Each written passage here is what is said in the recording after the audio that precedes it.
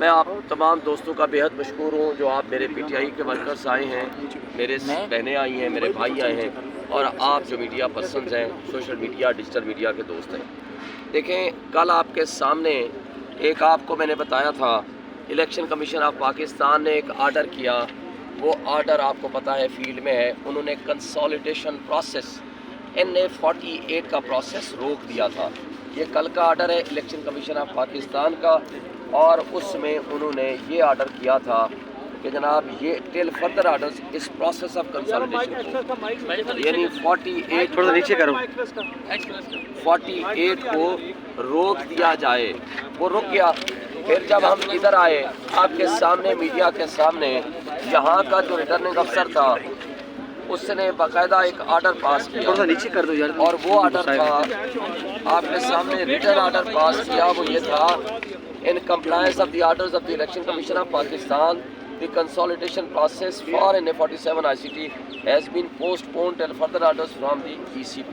یہ 11/2 کا یہ آرڈر تھا، آپ سب کے دوستوں کے سامنے ہے۔ اس آرڈر کے بعد ہم یہاں رہے، وہ 2:30 بجے تک ہم نے اپنا پروٹیسٹ بھی کیا، اپنی سارا کچھ جو ہم نے گفتگو تھی وہ آپ کے سامنے کی۔ اس کے بعد ہمیں پتہ چلا کہ ہمارے جانے کے بعد طارق فضل چودھری کو RO نے بلایا اور یہاں اندر رزلٹ کو ٹیمپرنگ شروع کر دی۔ اس کے بارے میں میں نے فوری طور پر ایک ویلاگ بھی کیا، اور میں نے الیکشن کمیشن آف پاکستان کو ایک لیٹر لکھا، اور اس لیٹر کے لکھنے کے بعد فوری طور پر الیکشن کمیشن نے بھی ایک آرڈر پاس کیا اور کہا کہ آپ اس کو دیکھیں، RO کو خط لکھ دیا۔ اور اس کے بعد ہم یہاں دیکھنے کے لیے آئے کہ جناب وہ کیوں بیٹھا ہے، لیکن جب ہم یہاں آئے 15-20 وکلا، تو جناب نہ صرف یہ کہ ہمیں اندر جانے نہیں دیا گیا، بلکہ اس کے بعد جب ہم واپس جانے لگے تو طارق فضل چودھری کے غنڈوں نے ہمارے وکلا پہ حملہ کیا، ہماری گاڑیاں توڑی، میری گاڑی بھی توڑی، میرے باقی وکلا دوستوں کی گاڑیاں بھی توڑی۔ ایک طرف کہتے ہیں نا چوری اور سینہ زوری، وہ ساری سامنے۔ اور اس سے زیادہ آج ہی میں ابھی کوئی ایک آدھا گھنٹہ پہلے مجھے میڈیا کے دوستوں نے بتایا کہ نوٹیفیکیشن جاری ہو چکا ہے۔ اس نوٹیفیکیشن کی تاریخ ہے 11 فروری، یعنی یہ سب کچھ 11 کو ہوا۔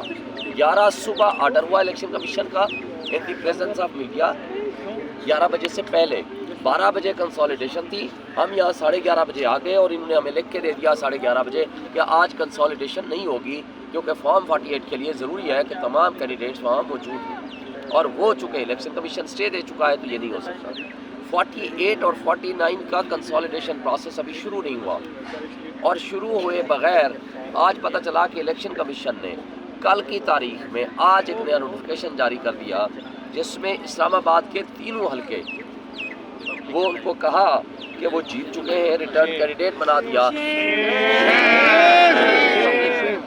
جس میں میرا حلقہ NA-47 کا بھی ہے، NA-46 بھی ہے، NA-48 بھی ہے۔ یہ ابھی کا، یہ آدھا گھنٹہ پہلے کا پتہ چلا ہمیں میڈیا کے ذریعے، اور اس کی ہم نے پرنٹ نکالا۔ میں آپ سے صرف ایک سوال کرتا ہوں، کیا بنانا ریپبلک میں بھی ایسا کوئی ممکن ہے جہاں اتنے بڑے ادارے، الیکشن کمیشن آف پاکستان جس کا کام ہے free fair and transparent elections کرائے، ان کو کانسٹیٹیوشنل ڈیوٹی ہے، ان کی کانسٹیٹیوشنل یہ اختیار نہیں ہے، ان کی یہ ڈیوٹی ہے انڈر آرٹیکل 218، انڈر آرٹیکل 220، اور انہوں نے جو کچھ کیا، میں ان سے پوچھتا ہوں کہ آپ اپنے آرڈرز کی وائلیشن کیسے کر سکتے ہیں؟ دوسرا، ریٹرننگ افسر صاحب کل خود یہ لکھ کے دے چکے، رائٹنگ میں آرڈر ہے۔ ہم نے یہ نہیں سوچا کہ چونکہ انہوں نے کہہ دیا کہ آج نہیں ہوگا ہم چلے جائیں، ہم اس لیے بیٹھے رہے کہ جب تک ہمیں ریٹرن آرڈر نہیں کرے گا، کیونکہ ان کی بےایمانی کوئی ایک سے زائد مرتبہ ہم ٹیسٹ کر چکے ہیں، لہٰذا ٹیسٹڈ فرینڈس یا ٹیسٹڈ جو چور یا ڈاکو یا کرپٹ لوگ ہوتے ہیں، ان کے بارے میں ہمیں کم سے کم احتیاط سے بات کرنی چاہیے۔ ان کی کرپشن اور ان کی بےایمانی ہمارے آنکھوں کے سامنے پہلے سے تھی۔ ہم نے کہا ہم تب جہاں سے جائیں گے جب آپ ہمیں رائٹنگ میں آرڈر دیں گے، اور انہیں رائٹنگ میں آرڈر دے دیا۔ میں ان سے پوچھتا ہوں، کیا حکومت کے معاملات آپ اس انداز سے چلاتے ہیں جو کل آپ نے یہ رائٹنگ میں آرڈر دینے کے بعد پھر خفیہ طریقے سے طارق فضل کو بلا کے یہاں ٹیمپرنگ کی، اور کوئی فارم 48 جاری کر دیا ہوگا اور فارم 49 بھی جاری کر دیا ہوگا، جس کو بنیاد بنا کر الیکشن کمیشن نے بھی اپنے ہی آرڈرز کی وائلیشن میں آج یہ آرڈر کر دیا۔ میں کہتا ہوں کہ پاکستان کو ہم کس طرف لے کے جا رہے ہیں؟ جب آپ پاکستان میں کہتے ہو آئین نہیں ہے، پاکستان میں آپ کہتے ہو کہ قانون کو ہم نہیں مانتے، پاکستان کو کہتے ہو کہ لوگوں نے جو فیصلہ کر لیا، 1 لاکھ تقریباً 5,000 لوگوں نے مجھے ووٹ دیا، اتنی بڑی تعداد میں لوگ باہر نکلے، اس کے باوجود کمیونیکیشن کا اتنا بڑا گیپ تھا، موبائل نہیں تھا، نیٹ نہیں تھی، لیکن آپ سب کے سامنے ڈاکہ ڈالتے ہوئے شرم و حیا اگر آپ ختم کر بیٹھے، اگر آپ نے ان جرائم کو لیگلائز کر دیا ہے، تو وہ الیکشن کمیشن آف پاکستان جو اپنے آپ کو ایک آئینی ادارہ بھی کہتا ہے، واقعی ہے بھی، اور وہ اپنی توہین عدالت کی پاورز بھی ایکسرسائز کرتا ہے، مگر یہ توہین عدالت یا توہین الیکشن کمیشن آپ کو عمران خان کی طرف تو نظر آتا ہے، مگر جو آپ اپنے حکم کی توہین کر رہے ہیں، وہ ہم توہین آپ کے عدالت، آپ کے حکم کی امپلیمنٹیشن کس کے پاس جا کر کریں گے؟ آپ جو توہین کر رہے ہوں آپ کے خلاف کون ایکشن لے گا؟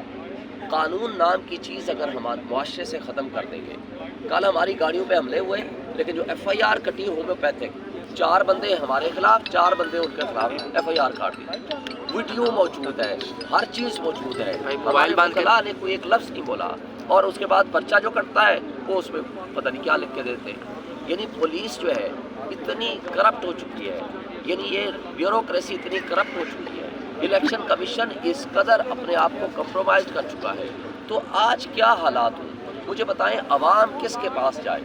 کیا عوام خدا نہ خواستہ اسلحہ اٹھائے؟ کیا خدا نہ خواستہ عوام اپنے انصاف لینے کے لیے کس ادارے کے پاس جائے؟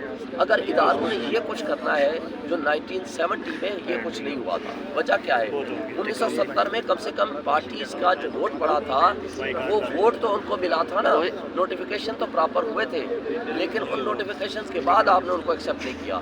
یہاں آپ رات میں 12 بجے تک سارے ہمارے لوگ جیت گئے، ایک دم آپ نے میڈیا کو روک دیا کہ آپ جاری نہ کریں، اور صبح اٹھے تو سارا رزلٹ آپ نے تبدیل کر دیا، الٹا کر دیا۔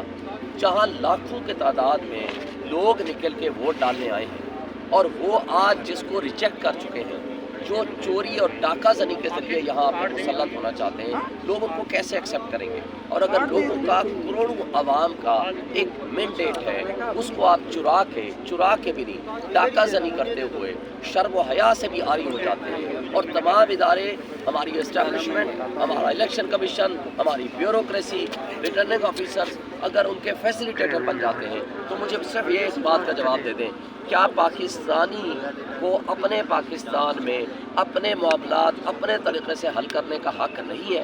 اور اگر ہے تو پھر، اگر نہیں ہے تو پھر ہم نے انگریزوں سے غلامی سے نجات کیوں حاصل کی تھی؟ پھر ہم نے آئین کیوں بنانا تھا؟ پھر ہم نے بنیادی انسانی حقوق کیوں رکھے؟ تو یہ سارا جو کچھ پروسیس ہو رہا ہے یہ انکانسٹیٹیوشنل، انلیگل اینڈ انلافل ہے۔ ہم اس کو چیلنج کریں گے۔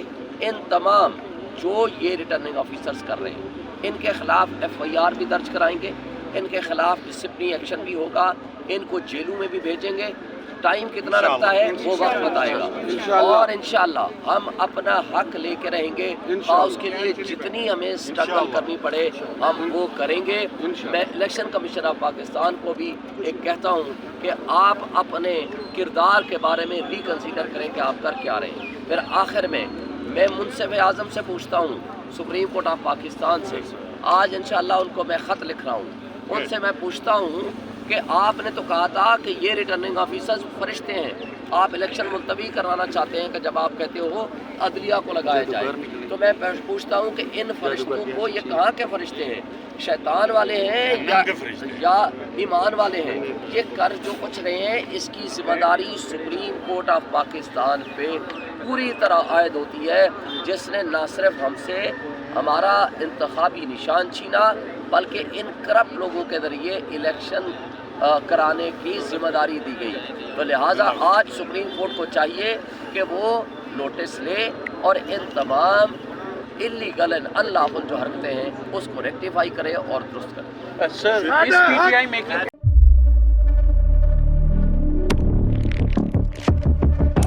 قدرت کی تخلیق میں کوئی کمی نہیں، بس دیکھنے والی نظر چاہیے۔ कुदरत के बनाए इस निजाम में कौन है फसादी और कौन कर रहा है हक की मनादी? Absolutely not. कुदरत की सब पर नजर है, मजलूम की आह हो या जालिम पे पर्दा, कुदरत की नजर से ओझल नहीं। कुदरत का ऐसा ही एक शाहकार है जो नजर भी रखता है और पल पल की खबर भी। बराह रास्त जलसे हो या रखनी हो पाकिस्तान समेत दुनिया भर की खबरों पर नजर, तो अभी सब्सक्राइब करें YouTube पर डेली कुदरत को या फिर फॉलो करें सोशल मीडिया पर डेली कुदरत को और रहें हर लम्हा बाखबर। कुदरत हर वक्त बर वक्त।